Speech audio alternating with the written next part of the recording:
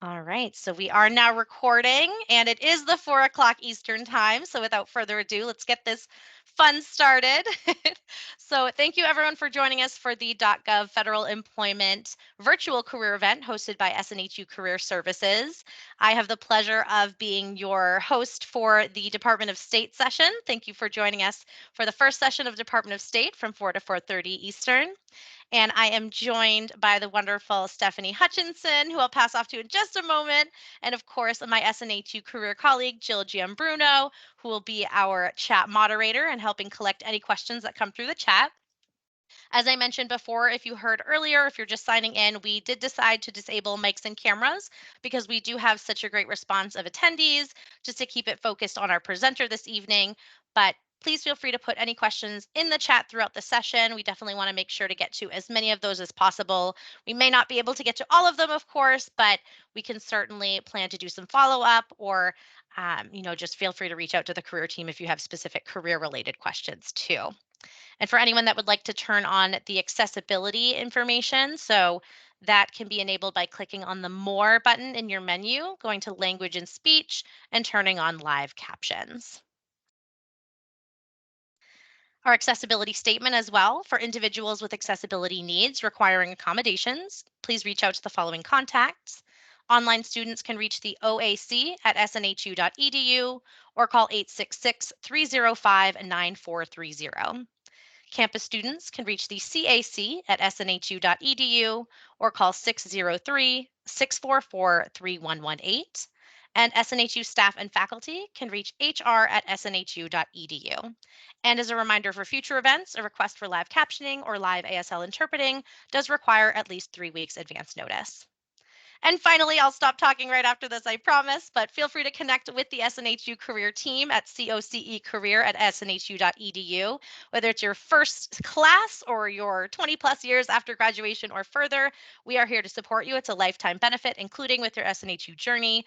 You may email or call 888-672-1458.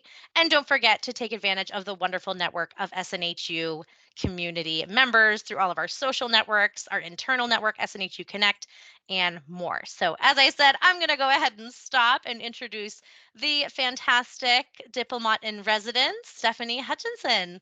Stephanie, please take it away.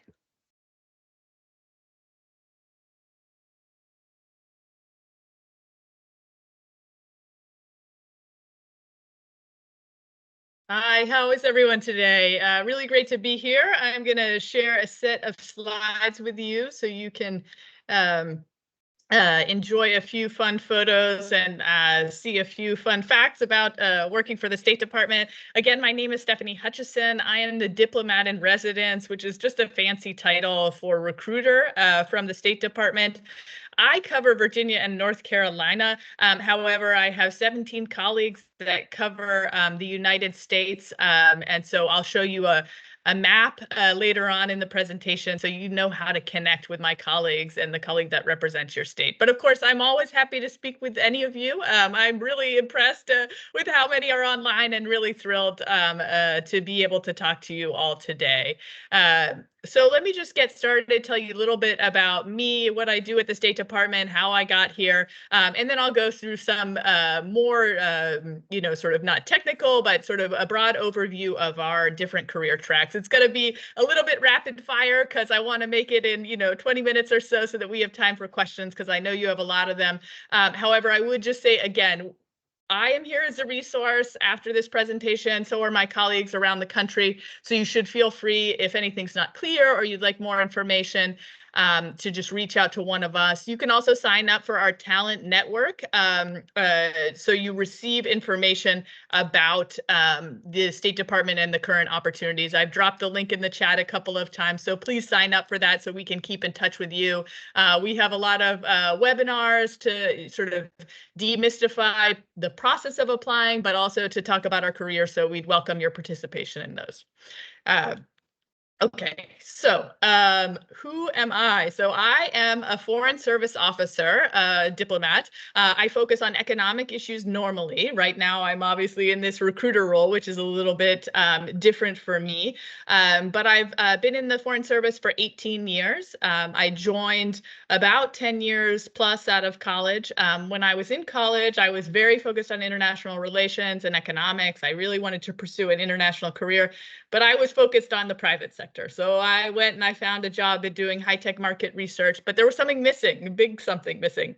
And so at one point I went back to graduate school. Please, I stopped there just to say you don't need a graduate degree to join the Foreign Service, either as a generalist or as a specialist necessarily. So don't think that that was just my route. I studied economic development and business, and even after graduating from grad school, I still wasn't sure the government was for me. But I was in a public policy, working in a public policy consulting firm, and one of the projects took me over to Syria. We were working for the UN and investigating the impact of the Gulf War oil fires on health outcomes in Syria. And this was pre-Civil War there, and we were talking with Ministry of Health officials, and I just couldn't believe how extraordinary the situation and the experience was. And I realized that I really wanted to live overseas, engage directly with, a host country and represent my country overseas and be able to see and feel the impact of what I was doing. So that's when I applied to the Foreign Service. Luckily, there was eventually a meeting of the minds with the State Department, and I joined in about 2006. My first assignment was Trinidad and Tobago. There I was working in the visa section or the consular section as a consular officer. When we come into the Foreign Service, all generalists have to do 12 months of consular work at a minimum. That was really interesting to get the pulse on the economy in Trinidad and the culture. And then I spent 1 year there also doing economic work, and I got to organize a conference on HIV/AIDS, which is something I feel very passionate about, particularly the government's role in the president's, the PEPFAR program, President's Emergency Plan for AIDS Relief. So that's when I really felt how I was having an impact and could have an impact going forward on policy. From there, I went to Tanzania. That's where I joined the Foreign Service, actually, to go to Sub-Saharan Africa. I was a political officer, so not an econ officer, as a political officer. I covered human rights issues. I covered domestic politics. So that was extraordinary. I got to, travel all over the country, up to Arusha, to the International Criminal Tribunal for Rwanda. I went to refugee camps. I got to see refugees flying off to the United States to be resettled. It was really a tremendous experience to see how our assistance was being used and the impact it was positive impact it was having. From there, I did what a lot of Foreign Service officers do. I went back to Washington, D.C. to understand how the mothership operates. That was quite an extraordinary experience. I discovered there sort of the geopolitics of energy because I was working on the Turkey desk, and I had a really, sort of illuminating experience understanding how the different agencies in the federal government work together, and how you work within the State Department itself. There I took, not a break, but I went to a training, so 6 months intensive economics training at our Foreign Service Institute. That's where we learn languages as well. So when you go out to a new country, you might be sent to the Foreign Service Institute to learn the language or to get some technical training. And that's what's great about the Foreign Service is, as I said, you don't need a master's degree coming in, but if you might want one in the middle, there's opportunities to apply for to get a master's degree outside the State Department at, a program like Princeton, or maybe just at the National Defense University. But we also have fellowships, which I'll talk about in a minute, that can support your further studies. After that, I went to Morocco, then Portugal and Ghana. In all those cases, I served as an economic officer covering a variety of issues, including more energy, digital technology, and really macroeconomic stuff. So it's really been a lot of fun. And now I'm having a great time connecting with all types of students. As I mentioned, we hire all majors. So even if you think your major isn't a natural fit, I think we have a place for you. Okay, that's sort of my story. Now let me get into some of the nuts and bolts. So you probably know who we are if you're attending this this event, but we are the oldest cabinet agency in the government. We lead on foreign policy. Our goals and our objectives are to protect and promote U.S. security, prosperity, and democratic values. Support U.S. and protect U.S. citizens abroad. If you lose your passport, we are there for you at one of our embassies. But we also are there to help promote U.S. policy, but as well as advance U.S. business interests by promoting exports. All right, where are we? Well, we're in Washington, D.C., of course. We're also scattered throughout the country at a variety of passport offices. We have a financial center in Charleston.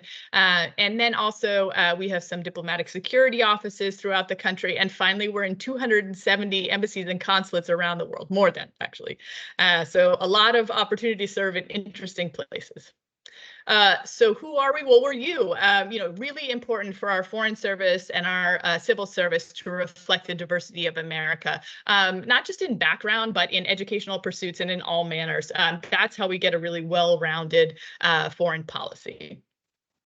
All right, so why do we need you? Well, I believe we need you tremendously for that 21st century skill set, a modern mindset in terms of operational culture, but also familiarity with some of these new and emerging issues that we're confronting globally, misinformation, artificial intelligence. So I admit that sometimes I feel like a dinosaur, that policy is moving faster than I can keep up with the issues. So that is also why our org chart is so large, is because we're adding bureaus. So for example, in the last few years, we've added 2 new bureaus, one on public health diplomacy, a reflection of the pandemic and the greater importance of health diplomacy. We also launched a cyber bureau. So that they are leading the charge on all of our, engagement on digital issues around the world. But we have many more offices there, both on the policy front, whether it's focused on a region or whether it's focused on a particular issue, say critical minerals or energy, or whether it's operational. So we have budget analysts, we have human resource officers. So across the board, we have, so many different career tracks within the Foreign Service. Inside an embassy, in case you're not familiar, just to give you a little bit of a flavor. So an embassy is typically structured with an ambassador and a deputy chief of mission in what we call the front office. So they lead the embassy, and then they have a number of different sections that support them. So that's the management section, which handles all the operational issues. So whether financial management, human resources, procurement, housing, they are charged with all of those duties. Then we have the consular office. So that is, or the consular section. I've already talked about them quite a bit, but again, they support American citizens overseas. So whether it's a lost passport or maybe a natural disaster, they would be the people you'd be in touch with.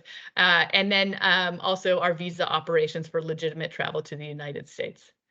We also have a public diplomacy office. I think they have the most fun job in the embassy. They work with a lot of the cultural community. They are in touch with all the up and coming leaders. They work on all the exchange programs, but they also work with the media and shape our messaging to the host country. We typically have a political and an economic section, or sometimes in smaller embassies a combined political and economic section. I mentioned a little bit about my work, both on the political and economic front.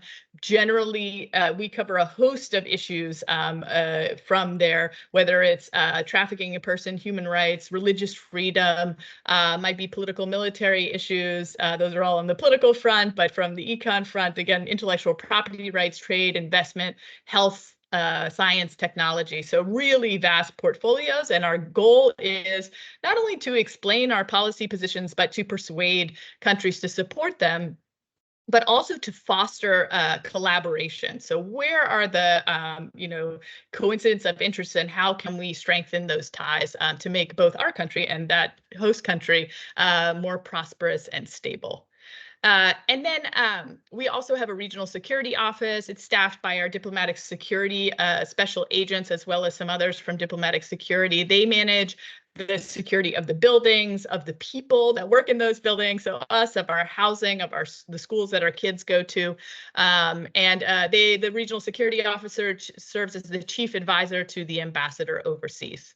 And then we have other agencies. So we're a little mini country team. A little mini interagency. So we, bring all the agencies together at the embassy. If you're at a big embassy, you probably have all of them. If you're smaller, you have fewer. If you're in a developing country, you're going to have Peace Corps and USAID. So it's a different mix, but it's really a cool way to have this microcosm of Washington overseas, and we all collaborate to advance the overall interests of the U.S. government.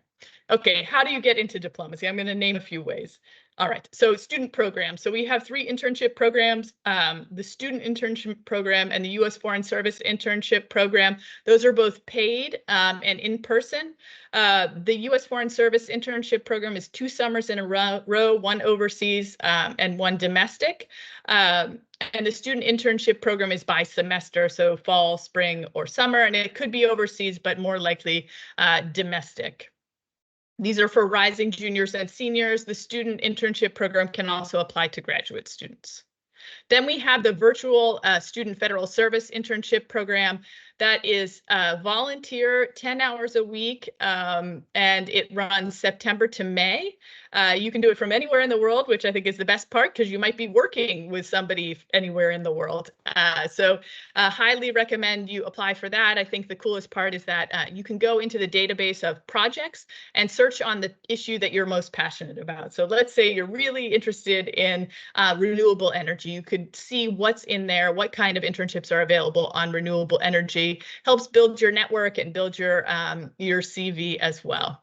And then I have a couple links there about study abroad opportunities. The State Department also supports study abroad. So if you're interested in going overseas, there might be some funding that you can apply for.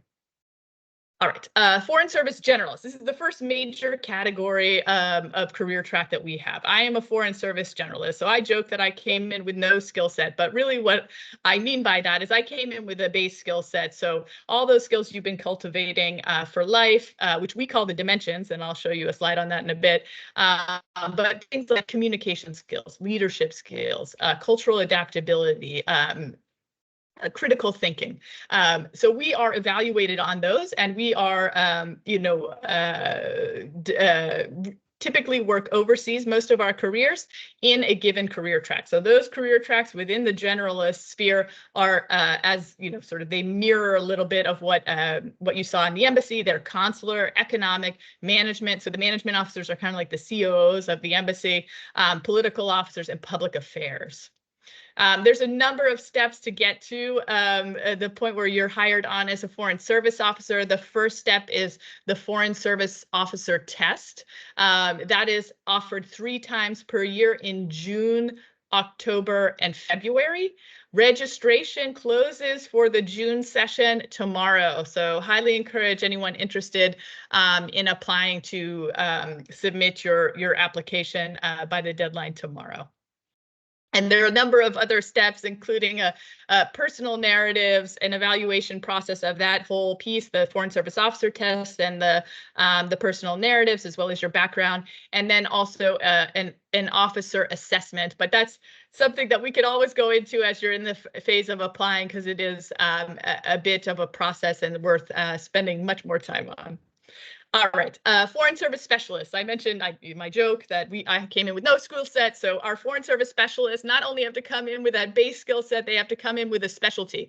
So they apply to a particular area, for example, to become one of our diplomatic technology officers or part of our crew of IT professionals, or a security officer. So for example, the diplomatic security officer, you are a specialist in this foreign service. So you go out and you have some background in security. You might be a health professional, or you might be an administrative professional. So financial managers we hire, human resource officers.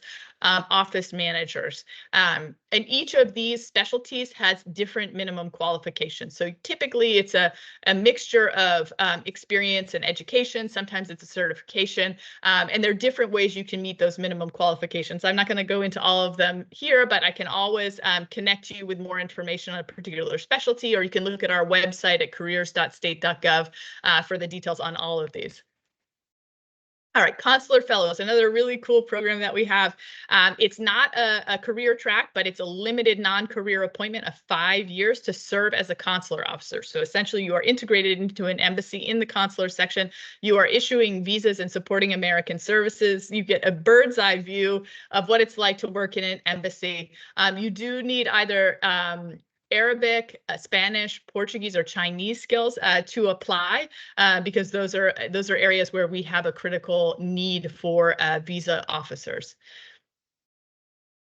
All right, fellowships. I mentioned this, that you don't need a master's degree to come into the State Department. This is true, but you can also apply to one of these fellowships to get to further your education and become a foreign service officer or specialist. So the FATE Fellowship, or the Foreign Affairs IT Fellowship. If you are accepted into that program, you will receive roughly $42,000 a year for 2 years to put towards either completing your bachelor's or a master's degree, and then you would become a diplomatic technology officer. For the Clark Fellowship, that's for diplomatic security special agents, individuals interested in joining our law enforcement contingent who would like to pursue a master's degree. After they finish their master's degree, they come in as a special agent. And then finally, the Pickering and Rangel Fellowships. These have been around a much longer period of time. Again, it's for you to pursue a master's degree in a relevant field, which is fairly general, but does not include law, and then come into the State Department as a Foreign Service officer. All of these fellowships include mentoring and internships in the intervening summer, so really great opportunities. All right, what are the basic requirements? So U.S. citizenship, you need to be between 21 and 59 when you enter into duty. There is an exception for veterans to that age cap, but we do have mandatory retirement at 65. You do need to meet minimum medical requirements and be able to obtain a security clearance. And for specialists, as I mentioned, they have some very specific requirements that they need to fulfill based on specialty. And then just to mention that diplomatic security special agents need to come in before they're 37, except if they're a veteran. All right, what else? So the dimensions, as I mentioned, super important. These are the skills that we want to see from applicants and want to know how you've demonstrated them in the past. So again, things like critical thinking, cultural adaptability, leadership, negotiation, interpersonal skills are really important for us. All right, so what do we offer you? I've talked a lot about what we want. Well, we offer competitive salary. We pay for your housing when you're overseas as a foreign service officer or specialist. We have cost of living allowance if you're living in a place that's more expensive. Education is paid for your kids. We have a retirement package. We also have health insurance and additional funding if or additional pay when you're in a hardship position. All right, civil service positions, those are based in Washington. You can find them on USA Jobs. They work across the State Department. There are subject matter experts in Washington, D.C. that we call on routinely to help us navigate different policy issues. How can you prepare, hone your reading and writing skills? I had to bone up on my Constitution and my American history because it had been so long. Practice your public speaking, read your periodicals, definitely go online and take the practice foreign service officer test, and then log into USA Jobs and create your account so you're ready to pounce when that job opportunity comes up in the civil service. As I mentioned, you can connect with the diplomat in residence if you have any questions at all. You can find this on our website as well, but you can also take a shot of that QR code.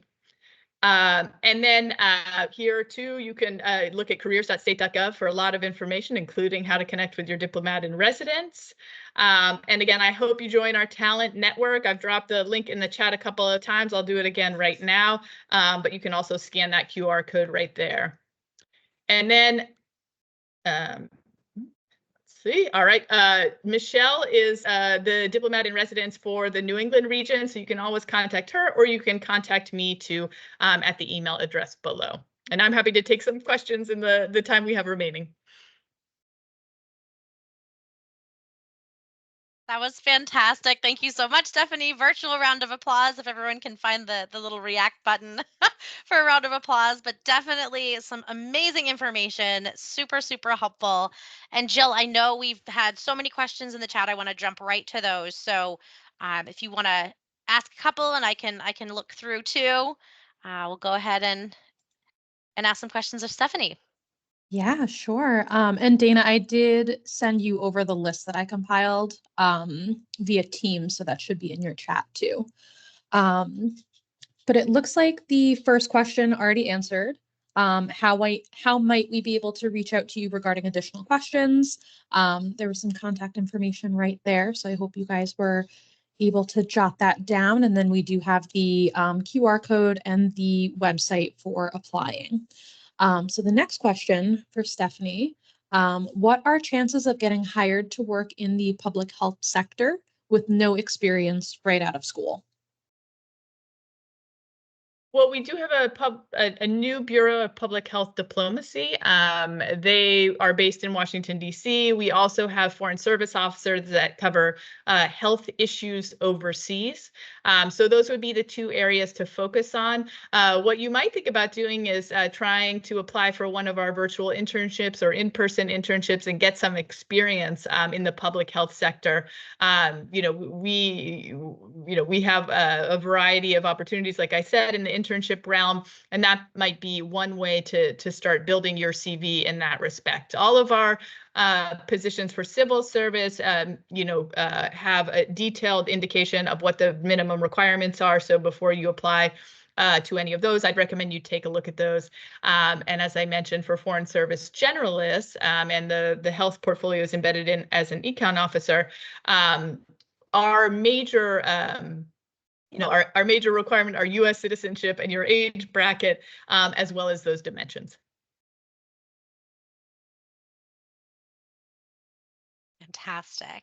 Awesome. So I will jump to this next one. So as far as resumes, what are deemed kind of the most important skills that might secure someone an interview? I know every role is different, but what are some really core aspects for a Department of State role? Yeah, I mean, I think, again, I would go back to the dimensions. I hate to sound like a broken record, but those are really critical to us. And make sure that your examples on your resume, demonstrate those dimensions. So whether it's leadership or, cultural adaptability, or maybe it's negotiation skills, and what the impact was of what you did. So not only tell us what you did, but what impact it had broadly. Perfect. All right, a couple of specific questions in regard to, let's see, using a bachelor's degree in forensic psychology with the Department of State. What kind of entry point roles might you recommend for that? Individuals with a bachelor's degree? With a bachelor's degree in psychology with concentration in forensic psychology. Okay. So you might consider, our diplomatic security. They are our law enforcement if you're interested sort of in a more criminal justice type role. I would also say that, well, psychology is a broadly applicable major. You understand interlocutors, what their motivations are, probably better than anyone else. So I think you could apply that to any of our skill areas. But one area that's really could be useful is in the consular arena, where you're dealing with American citizens overseas. Sometimes they're in distress. It could be, a health, mental health issue. It could be a natural disaster they're facing. It could be just that they lost their passport, and that's really upsetting to them. So being able to provide that support based on your experience studying psychology, I think could be quite useful.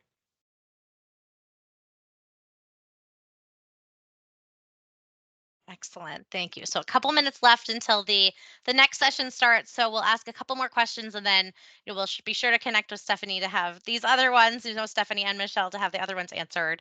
But as far as kind of, is there an age or qualification requirement to join the diplomatic service? Yeah, so you need to be between the ages of 21 and 59 to join the foreign service or the diplomatic service. For diplomatic security special agents, you need to be before the age of 37 when you join. The only exception is if you're a veteran, qualifying veteran. Excellent. Thank you. And then this one is a popular one. And I know there's likely travel required in kind of all the countries you were listing out, but are there remote opportunities with that travel required, or is it required to be based out of DC? What is that expectation? Well, obviously, if you're a foreign service officer or a specialist, you will be based in the country in which you're serving. There are some opportunities for remote work for civil service and as foreign service officers when we rotate back. But I would say that the pendulum is still swinging a little bit on where we'll land in terms of remote work going forward. There are some limitations on what you can do in remote work in an arena where you sometimes need access to classified information. So that has bearing on whether people can work remotely or not on a permanent basis. Perfect. Thank you. And now just with a minute before we're going to switch to the next session. So if anyone's joining us for the 4:30 session, bear with us just one more moment. So as far as students that I know you mentioned the fellowships, but what are some opportunities for someone that's still working on their degree to get started as well, like even their undergraduate degree? Of course, we have two paid internship programs. One is the student internship program. It runs either fall, spring, or summer. The other is the U.S. Foreign Service internship program. It's 2 summers in a row, one domestic and one overseas. You can find more information about those and the application cycle at careers.state.gov. And also we have the virtual student federal service internship program. That application cycle is in February, and it's a really cool opportunity. It's not paid, but really gives you some valuable experience in an area that you're interested in. Wonderful. And again, a virtual round of applause for you, Stephanie. I know we're about to do this whole fun event over again. So if anyone wants to jump into their next session with an employer, feel free to do so. Or if you'd like to stick around and hear more information from Stephanie from her presentation, and then the other questions that are asked at the next session, feel free to do so as well. But really appreciate that. And I'm going to roll right into the next session as well. So I'm going to just share these slides real quick for anyone that's just joining us. So I'll put this back up here for the next session.